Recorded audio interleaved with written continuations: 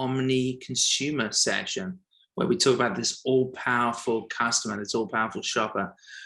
We're lucky enough to have Natasha, Albert, Tom, Eric, and Hillary with us to talk about their points of view and their reaction to this vision we have around the future.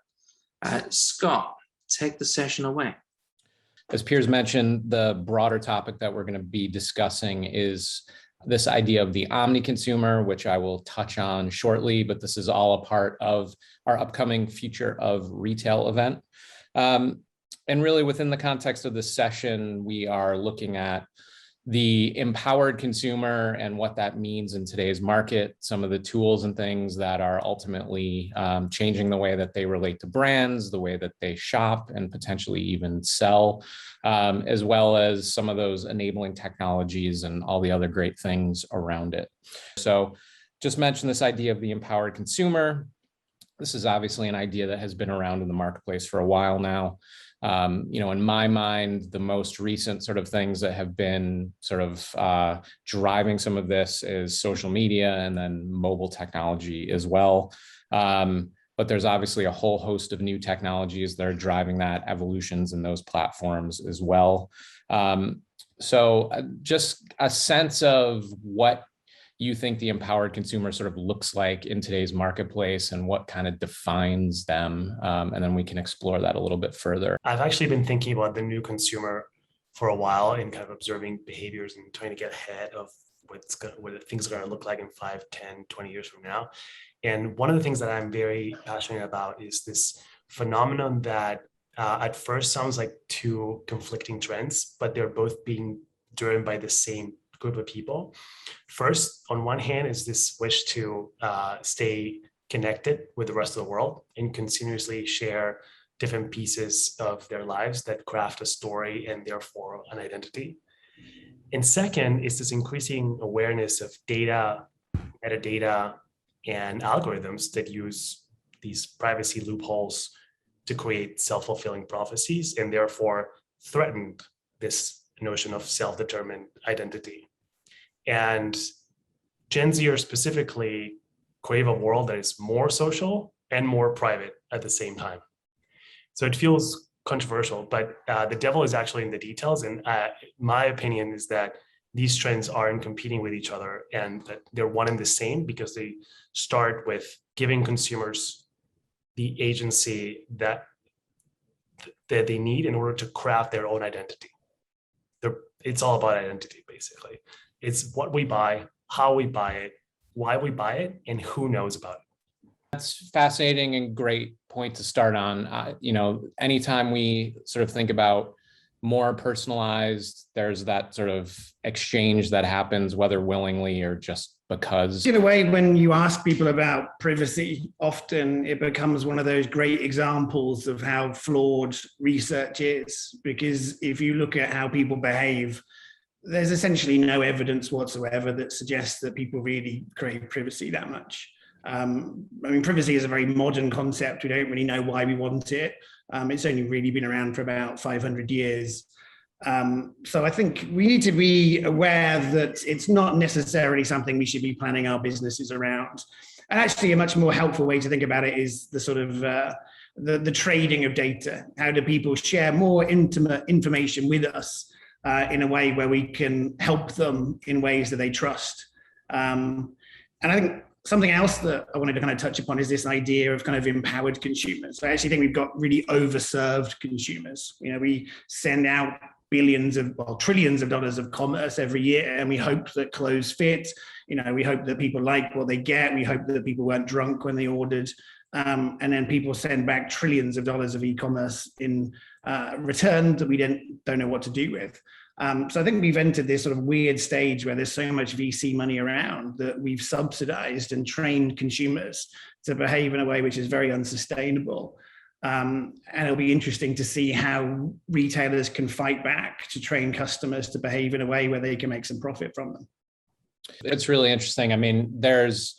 I love the idea of sort of exchange as a sort of idea there. And then getting into this sort of idea of what consumers now expect. And obviously the Amazon sort of idea of faster, more, and not caring about what the impacts are on the environment, the workers, etc. Or at least, it's sort of like tacitly understood, but people do it anyways. I mean, what you just said really speaks to what we do at FitMatch. I mean, there is so much waste happening in the apparel industry, and FitMatch has really realized that and taken hold of that, and giving back that transparency to the customer, we feel like is empowering them to shop with confidence, knowing what fits them.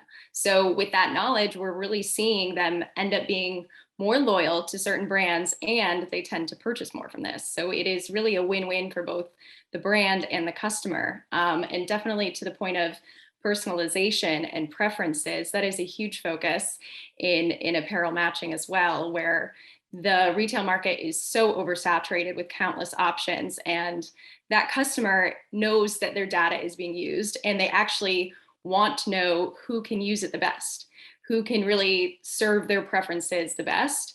And they end up with a much more enjoyable, less stressful, and effective shopping journey. Yeah, I wonder also, alongside what you guys are doing, Hillary, is this sort of idea that there's a tacit agreement that this information is going to be given freely, but that there's a benefit associated with it. And I don't do the consumers worry who owns that data ultimately at all, or is it? We're very forward with our privacy to our customers. I think that is obviously very important to be doing. Is not only transparency on like the result that they're going to get from FitMatch, but also what we're doing with their data. So we're very upfront about that. But we also are seeing that a lot of our users are interested in knowing what does go on behind the scenes. And so providing more education and transparency as to what we take, why we take it, and what they'll gain from it is something that's really important to the consumer. I can piggyback on that. At Michael Kors, one of our biggest initiatives, seeing that people had shifted from, buying all types of products, from footwear to apparel to accessories, from one brand to many other brands, and doing high-low styling and all of that. We really were focused on how can we clientele and how can we style them. And surprisingly, they would give us all of this information. They would tell us where they shop, what their sizes were, what types of products they like, knowing, and it was opt-in, but knowing that they would get better service back. So not your basic, we have this product in stock, or have you looked at this, or this jacket, this leather jacket would go really well with that dress, or this bag would go really well with those shoes that you already own. Ironically enough, we were scared. We didn't think they would want us share size and things like that. They shared that before they shared their birthday, which is the standard thing everyone collects, because they didn't want anyone to know their age, but they did want things to be personalized, to fit right, and someone to be thinking through the trends for them. So that was wildly successful. I think clienteling had driven hundreds of millions of incremental revenue, both to our e-commerce business and to our stores as well. Well, I just wanted to drive the point. Well, one difference that in my head is very fundamental when we talk about data and privacy, which is there's a difference between whether information is exchanged and who owns that information. Right? Someone, you could willingly decide to, for a period of time, train this YouTube algorithm because you want this algorithm to surface certain things for you. And this could be also applied in the context of retail. But the question is, after that is done, who legally owns that information? Could you change your mind in 5 years from now and say, I would like to not have this entity or this other entity to not have access to this information? So I think by specifying ownership, we can make sure that we give consumers the service that they deserve and they crave, and at the same time, do right by their data that they're generating. I mean, if you look at even today, it was announced in a few weeks after this is recorded, Facebook is changing the name of their holding company, right? Like, brands can get killed when you use information from multiple sources for consumers without telling them how you're using it, where you're collecting it, or who you're giving it to. So I think the idea, at least from a retail and a tech perspective, is transparency. That Hillary was saying is a must. It's table stakes today, and that's part of the empowered consumer. Yeah, so I'm hearing these ideas of transparency, ownership, and then value, I suppose, is the sort of third piece of this. Natasha, I'm curious, from your point of view, like what does value look like beyond some of the things that we've mentioned as consumers are interacting with brands and retailers in today's market? Yeah, I think value is helping them, create their own identity, helping them choose. Tom mentioned the overserved consumer. It's just mind-boggling how many brands and products are launched every day, and you have the access you have. So I think more and more, just like Netflix, it's like, how are you going to decide what to watch? How are you going to decide what to buy? And I think more and more, that's going to be empowering consumers. That's going to be adding value. It's going to be curating and hopefully helping you find your way to something that is more meaningful, because there's so much out there. It's overwhelming. Just to kind of steer the conversation away a little bit from this idea of data and privacy right now, I'm curious. One thing that I think, again, as we think about the consumer and their role now with brands and retailers, not only as a consumer, but as someone who is an advocate or an ambassador, a creator, et cetera, thinking of that as the ultimate expression of loyalty. And so maybe, Tom, I would love to get your perspective on what do companies need to do in order to really sort of like cultivate these relationships with consumers to sort of get them to go from just somebody who's, a loyal consumer and spending to somebody who's taking that next step? Yeah, the very boring answer is they need to do the same things they've always done if they're amazing retailers. Like somehow we seem to be obsessed with the fact that everything changes. Actually, people need help in making decisions about what to buy. They need the things they buy to satiate needs. They need to feel proud about them. They need to be confident in the quality. They need things to arrive quite quickly. They need them to be trusted. They need to have help along the way. Natasha, mentioned the word curation earlier, which is a huge word that we don't think about anything like enough. The first stage of the internet was to make everything cheaper. The second stage of the internet was to make everything abundant and to have this outrageous choice. And for some reason, the people that put together websites these days seem to think that people need 350 million items to choose from on Amazon. And actually, they just need 1 million really good quality items to choose from, and they need help. So in a very boring way, everything that retailers did in 1900s, everything they did in the 1950s, whether it's the delivery service that Sainsbury's started, I think in 1907, whether it's direct-to-consumer brands that were started by the Sears Roebuck company, whether it's mail order catalogs that just started, I think, in the sort of 1940s or something. Everything that we did before that was great is still going to work very well. And very few things that really matter will change that much. And the things that will change quite a lot, we don't tend to think about. Like the internet actually makes some items incredibly unprofitable to sell. We should probably be selling things in sustainable packaging and refills that come in sort of large containers. We should probably be bundling things together in monthly subscriptions. We should probably be changing product formulas so that things last longer. But that's the stuff we haven't done. But no, for most retailers today, selling most of the things that most of the people on this call will be listening to, if we focus really on very core human needs and satiate those well and delight people, we're going to be very well positioned for the future, I think. Technology has allowed new ways to do stuff, to do the same stuff that we've always needed to do, but in new ways.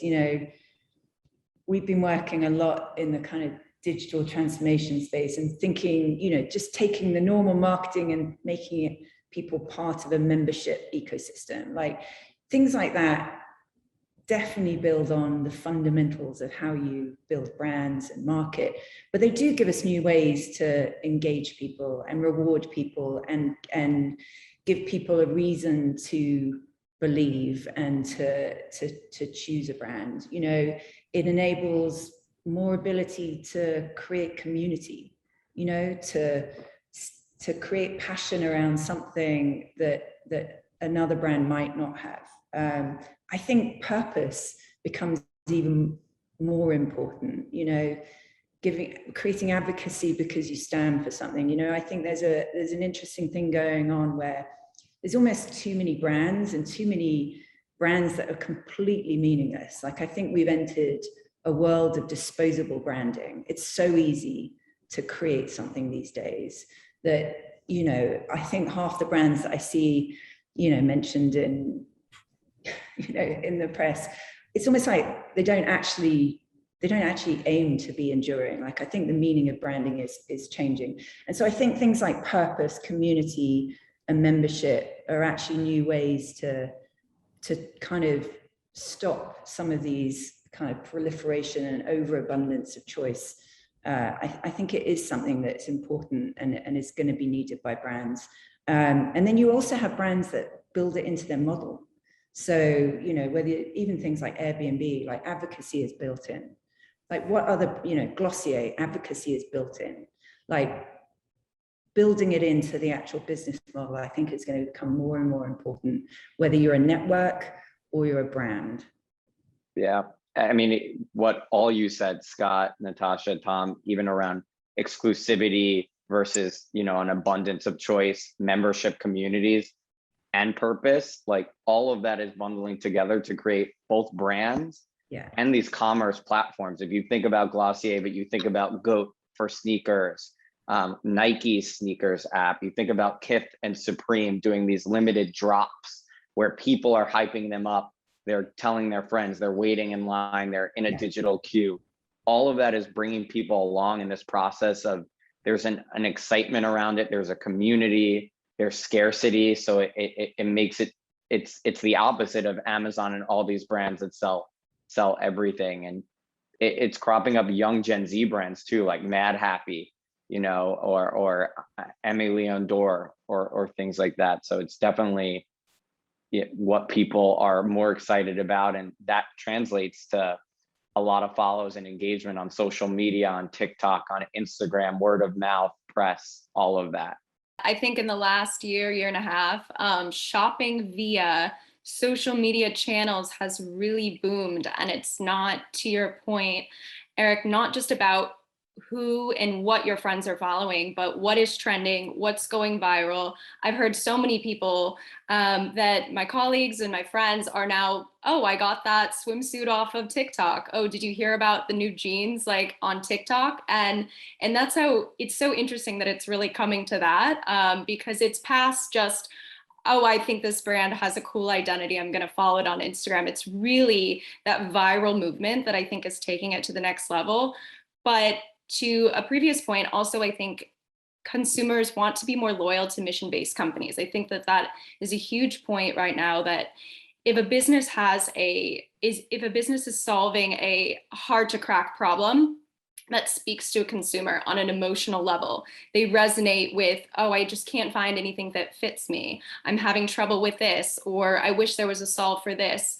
It resonates with them, and they want to continue to follow, and they want to become those advocates, as Natasha said. Albert, I'm curious now, sort of in light of some of these comments that have come through, and sort of thinking about what you're doing at Nate, which is creating this sort of bot that then is sort of doing some of the work for consumers in some ways. I hope I'm not going too broad in terms of describing how your platform works, but what do you see in terms of, like, as that maybe starts to shift the occasion or the equation a little bit, when we're talking about some of this kind of like value add and ways people are engaging with brands? Like, how does that change the way that this all kind of works? Yeah, thank you for that question. So as Hillary pointed out, we are experiencing this decoupling between points of inspiration and points of action. People no longer get inspired, or not as much as they used to, by browsing directly a retailer's website, right? They get inspired on social, and they could, in some cases, take action there.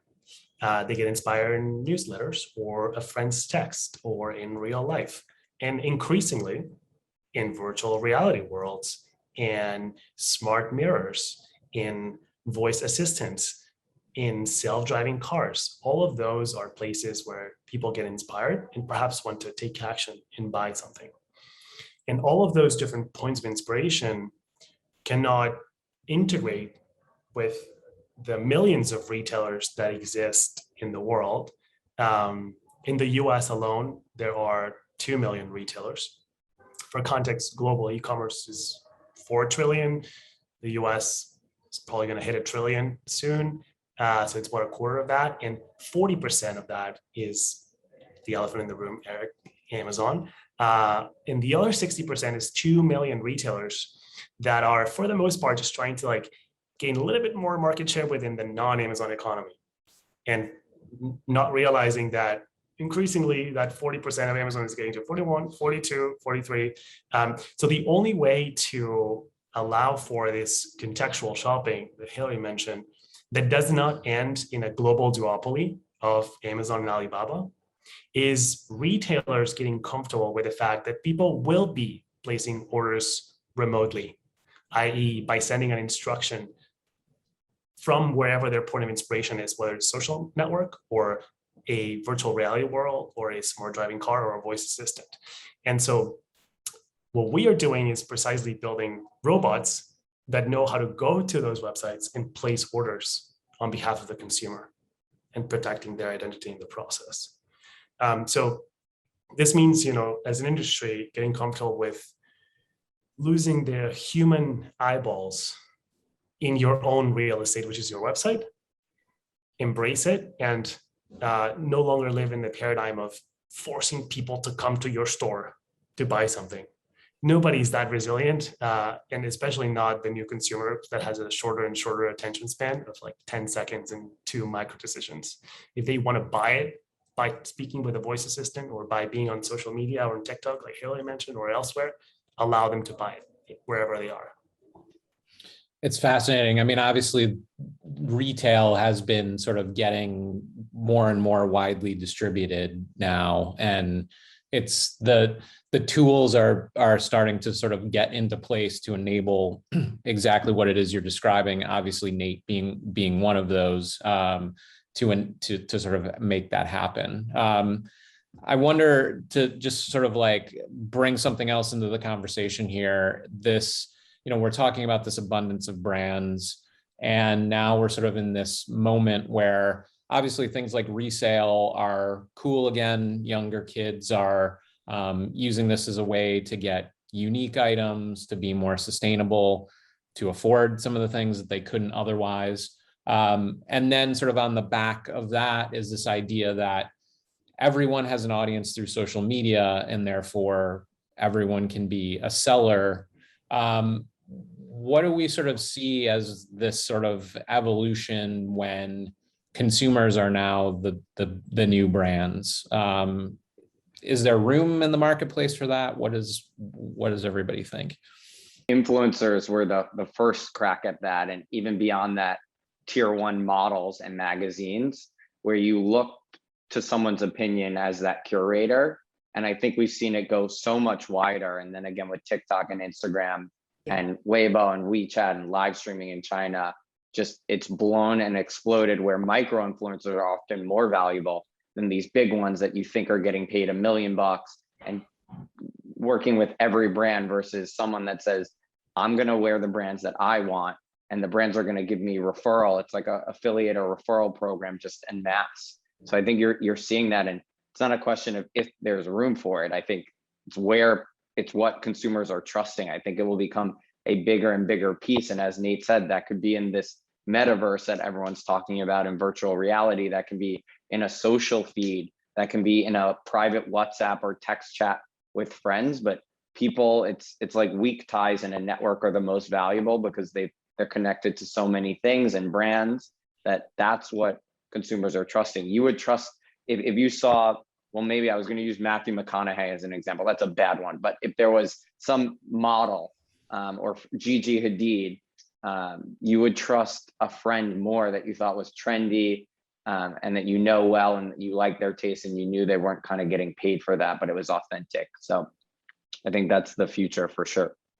I might trust Matthew McConaughey for like whiskey and cowboy boots or something, but yeah, your point well. That's a great call. Approach. I think companies can use those digital twins to better serve the needs of the consumer, but also the consumer / shopper is, again, like we talked about, empowered to make purchases knowing that it lines up with their preferences. Also, back to the idea of trust. We have a lot of digital twins that exist on our phones and elsewhere in the marketplace, and we revert back to them and continue to become loyal to them because we do trust that they know our preferences.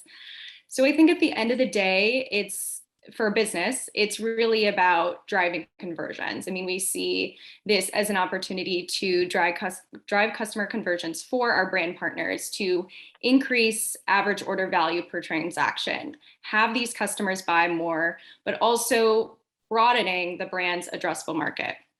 So I think, so people feel like driving the economics for a brand not only is at the point of purchase, but also getting their hands on this shopper data to make better business decisions for them as a business going forward. If they know that their customers have frustrations around one thing or another around fit, or they are kind of coming back to a common preference, or their desire for something is missing, then we can provide all of that, and it helps that brand get to understand their consumer even more. Amazing. And while we sort of wrap up the conversation, I think I'm curious to just kind of get some final thoughts. Obviously, part of this conversation is to think about 2042, so 20 years from now, roughly. We've talked about the consumer and their expectations, their demands, their sort of behavior change. And I wonder if you all can provide any sort of final thoughts in terms of, what is the one big thing or the two big things that are going to change, or are they just going to sort of remain the same in terms of what consumers are expecting in terms of the brands that they shop with, how they're interacting with those brands, how they're interacting in the marketplace more broadly? 20 years, let's hope the world is still surviving. But if it is, and people will still be shopping, I think there's a few trends that I expect to see. Number one, as I said, I really wonder about the long-term future of the big brands, and then, whether the world will be made up of personalized options that are just for you based on data, and then a ton of ephemeral little brands and products that aren't meant to endure like traditional brands that we have grown up with. And then I think there'll be a complete change in how we buy. Do you sell without trying? You just, anything that someone sees that you have, they can buy, you just get a credit. There's some sort of, I think there's a whole different way to kind of create products, buy products, and get, the whole creator economy will change and just get more automatic. I think we're going to be buying from, more from watching Netflix and merchtainment or things like that. I think brands are going to have to do more of that so that it's less like shopping and just like seeing something and just automatically, having it. And I think, I think hopefully we'll start realizing that there's just too much crap and consumerism out there, and we need to do something to start paring down. So, whether it's resale or sustainability or rental, or hopefully there's just a real critical turning point where we don't buy so much stuff and we think more about what is valuable versus fast and accumulation driven. Love the idea of the ephemeral brand, and then one of the things that I think is sort of underlying this based on what you've talked about and how we're kind of thinking about it too, is the fluidity of ownership, which obviously is amazing to think about, harder to enact, but I think we're seeing the early signals of it through the kind of resale that's happening. But I'll step back again. I don't know if anyone wants to build on what Natasha said or has thoughts of their own. Just from a technology perspective, to geek out based on what she said, the trends of seeing something and being able to buy it and getting credits. If you think about where all these brands are going from augmented reality and virtual reality, so Apple, you have Google, you have companies in China, you have Magic Leap, Facebook, the idea of that we'll have glasses or contacts or devices with LiDAR that can kind of see what's out there and then tell you what it is. And to Albert's point, be able to purchase that, and to Natasha's point, get credits. And then we'd be remiss if we didn't talk about blockchain and NFTs and the idea that there is a digital way now to authenticate something, whether it's for resale or whether you are the actual referral or if it's your content. And so the idea of that makes a lot of this seem really more feasible, that things can be passed around like that, whether it's items that are for resale or authentication, or you're getting credit for being the one that someone saw you wearing that shirt and you purchased it. So from a technology perspective, all that stuff will make it super, super interesting. I love that idea of attribution that you just touched on, Eric. I think that's really cool, because that's not something I sort of had considered as a part of this, but I think, like, again, if you're the one wearing the shirt or whatever the case is, that inspires the purchase. It's really interesting. Tom, I think you were it's kind of building on those 2 points, and that's to say, most of history is really like a sine wave, and it's kind of reactions to reactions and things that go through the norm. You have periods of unbundling and then periods of bundling. You have periods of centralization and decentralization. And we're kind of in the very first wave of the internet, where it's democratized everything. So now, commerce is democratized, creativity is democratized, creation, everything is now abundant, and we have too much choice. And it's easy to look at that trend line and presume that this will carry on, and to presume that, influencers will become even more numerous and that power becomes even more decentralized. But we'll probably see a reaction against that. And we'll probably realize that actually brands exist for a reason, and that's because we need big brands, because big brands show trust, and we need banks that we can physically go in, because that imparts a sense of trust, or whatever the digital equivalence of scale is. We will need that in the future still.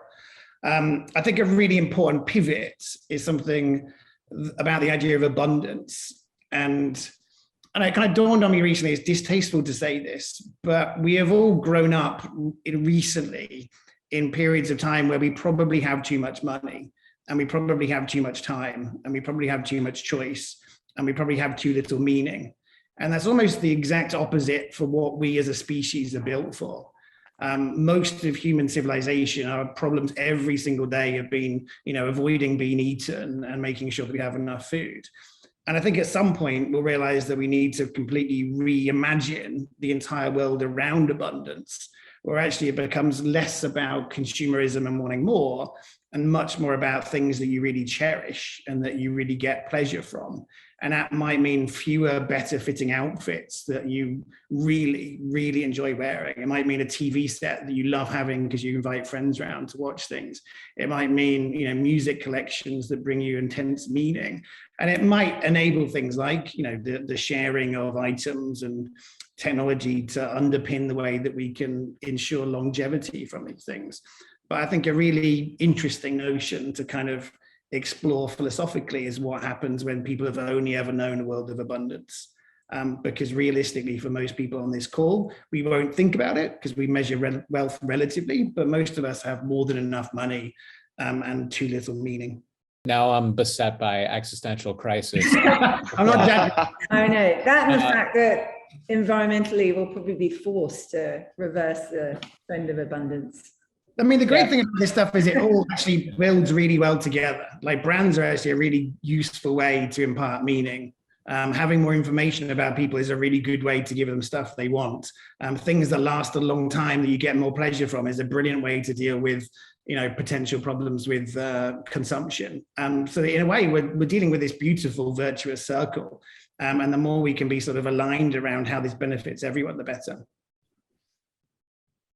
Albert, I wonder, I know it's a tough act to follow, but as you think about meaning within the context of the way that, a service like yours works, and how there's this sort of inspiration that can come from anywhere, and how that kind of, again, changes the way people are able to sort of like think about how they move through the world with, not necessarily always having to be buying, but what are your thoughts there? I'm actually very interested in what in the topic you mentioned earlier, which is this concept of attribution when it's due, and kind of linking it to another topic that we discussed earlier, which is this feeling that some of these creators, micro creators, don't feel that they have the power to talk about the products that they really want to talk about, right? Instead, they're bound by these like agreements, kind of one at a time. And so Nate is going to launch a product for the long tail of the creator economy that is going to allow all the millions of small creators to recommend any product they want and get attribution for it. And by small creators, I mean, any of us here could be a creator. You could have 2 followers, 5 followers, it doesn't matter how many you have. We have a product at Nate called Lists that allows you to build any list from any products in the world that you want. So let's say, for example, that I want to recommend, I had a baby recently, so I have a Nate list with a bunch of baby products, and I have 2 or 3 friends following it. Every time they buy something from my list, I will get some money in my Nate wallet. And that's just one of the ways that we are solving. There are many other companies addressing this long tail, and I like that. I like that a lot, because eventually what you want is making sure that the consumer feels that the information that they're receiving is in their best interest. And as it relates to 2042, the only thing I'll say is machines are coming. Actually, machines are here. We've been saying machines are coming for the last 20 years. Machines are already here. Let's embrace it. Well, I like the idea that you're proposing, which is like bringing humans into that sort of like that equation a little bit as well, by, making it more convenient and efficient, but then allowing the consumer to be the ultimate one who's either pressing, not necessarily pressing buy, but again, like being that inspiration for the people in their sort of like tight social circle as well. That has been one of that was one of my founding principles when I started this company, was to say machines are phenomenal for optimizing things that are related to execution. But I want to use the amazing thing that is human beings to drive inspiration. So let's stop using machines for inspiration and humans for action, and start and flip it around and use humans for inspiration and machines for action. Hillary, final thoughts to you, if you have anything you want to add to the sort of conversation here. Yeah, definitely. I loved the touch on augmented reality. I think Eric mentioned earlier, because I feel like that's kind of, besides the Snapchats of the world, it's kind of a ambiguous thing that a customer doesn't really know what that is, what it does for them, what goes on behind the scenes. And at FitMatch, we're breaking into that, and we're also making it super high touch, which I think is really important to combine, that machine like scientific side with that end consumer experience, and in showing them that we use this in a very high-tech, extraordinary way that is working for them.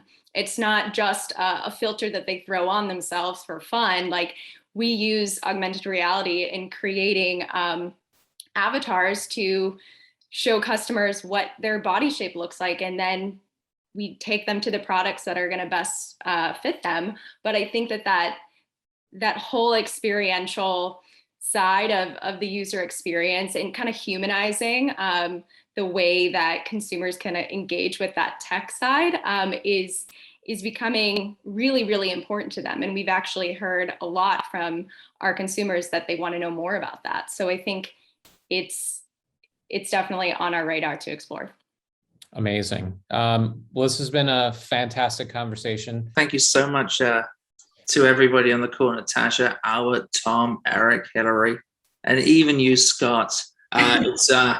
It's interesting. I mean, if to think, or if you worked at a classical brand or corporation, retailer, some of this stuff might make you nervous. This kind of what will happen in the future, despite Tom's defense.